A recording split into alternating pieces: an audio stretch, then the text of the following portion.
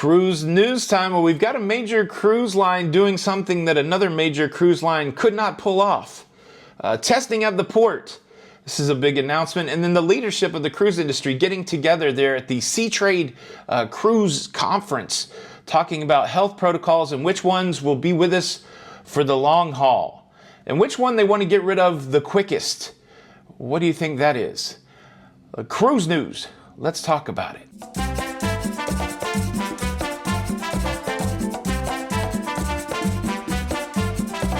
Hey, what's up, everybody? Welcome back to Lido, Loca. I'm your host, Tony, here with the latest cruise news updates. Well, it's September the 28th, 2021. I am still in Los Angeles, coming to you remotely from right next to the LAX, the airport here in Los Angeles. I'm here for a conference. I'll be here all week in case the background is throwing you off. And before we get into the news, I got to give a big shout out to the sponsor of today's new show, Surfshark VPN.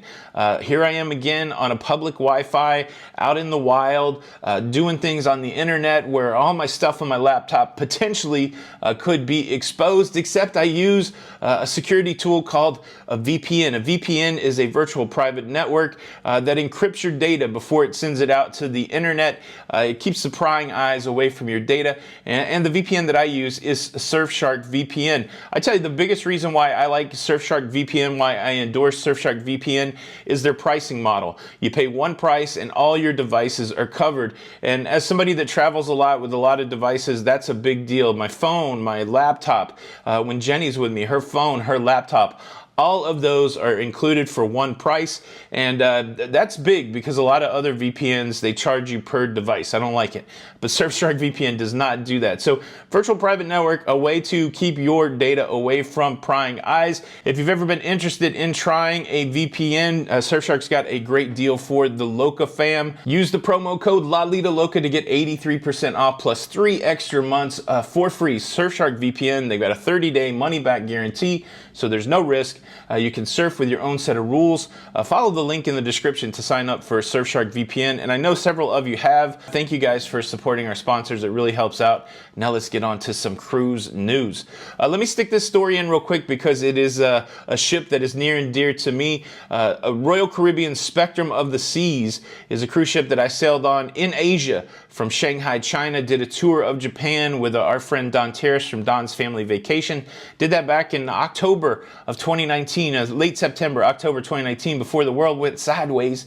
And a beautiful cruise ship. Well, now she's being moved into service into Singapore starting next month.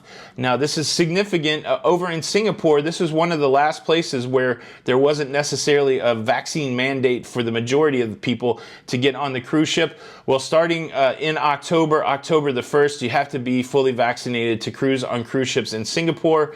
And the Ovation of the Seas already over there doing cruises for Royal Caribbean. And now the Spectrum of the Seas will join her in that endeavor. It just, whenever I hear Spectrum and I think about Asia, it just takes me back and gives me so many of these cool memories. But yep, cruising continues forward, and we see another one of Royal Caribbean's cruise ships coming into service. They expect to be fully operational with all of their cruise ships by early 2022. So that's an exciting story for the cruise restart. Cruise story number 2 is also a Royal Caribbean story. They have figured out a way how to provide testing at the cruise port for people that are going on a cruise. You guys know the scenario. A few months back, you had 3 days to come up with a negative test before you went on your cruise, but then based on new recommendations, that went to 2 days, and that put everybody into a scramble. We've seen a lot of your pharmacies and local places, urgent care, not have appointments available, and so people have been a little stressed out. We've seen the rise of the home test. If you want to see exactly how one of those home tests work, I did a whole video on that where I went through the process. I've used a home test to go on my cruise to Alaska. To me, this is going to be, the home test is really the preferred way. Also for Royal Caribbean, this is the preferred way, but they do now have testing at the port, and they're calling it like a last resort. If you've exhausted everything else, if you can't get a local appointment at your Walgreens CVS, if you don't want to do the home test, if you cannot get an appointment for any reason, they really, I don't think they I don't know how they're going to control it, actually. They just don't want people to bum rush the testing because there's a cost that's associated with it. It's a pretty hefty cost. It's starting at $99 per person. And let me say this is only for vaccinated cruisers. So if you're a vaccinated cruiser and you're trying to get a negative test result before you go cruising, now you have this option. Like I said, the test starts, the minimum price is $99 per person. I've already heard the ports in Florida, like Miami, $105. And then there's some reports out there on Cruise Critic that they're in Bayonne, New Jersey, up in the Northeast. It's $150 per person. You're going to have to sign up, and you can only sign up 24 hours in advance, and you have to make an appointment for 30 minutes prior to your embarkation check-in time. You go take the test, and you may be waiting outside the cruise terminal for up to an hour to get your test results. And it's a one and done. If you test and you come up positive, you're going to be denied boarding. So this is not something you want to do if you're flying into the cruise port. If you're flying into the cruise port, you definitely want to have that test before you get on the plane, because you don't want to get right there to the cruise terminal and be turned away. But this is nice for a lot of people out there that are struggling. They don't know how they're going to get a test. This is another option. But again, Royal Caribbean and myself recommending the home test. It was fairly painless, fairly easy. The cost was inexpensive. I bought 6 tests. They equal about $25 each, but like Royal has their own site where you can go and purchase tests, basically the same test, and they're less quantity, so they cost a little more. But yeah, the home test is the way to go. But I think it's cool that Royal Caribbean now has a backup for people that can't get it done before they get to the cruise port. And now let's slide into what I feel like is the biggest cruise news story of the day. We've got executives down there at the Seatrade conference talking about health protocols and which ones are going to be around forever and which ones they think might go away, or at least one that will go away first. But before we get there, let me quickly invite you to subscribe to the YouTube channel. If you like staying up to date with everything that's going on in cruising, please consider subscribing with the notification bell on. It helps us out a lot. It doesn't cost anything, and that way you stay notified when the new shows come out. Thank you in advance. All right, yeah, so that's it. The question was posed to a panel at the Seatrade conference. What health protocols that are new will be with us for a while?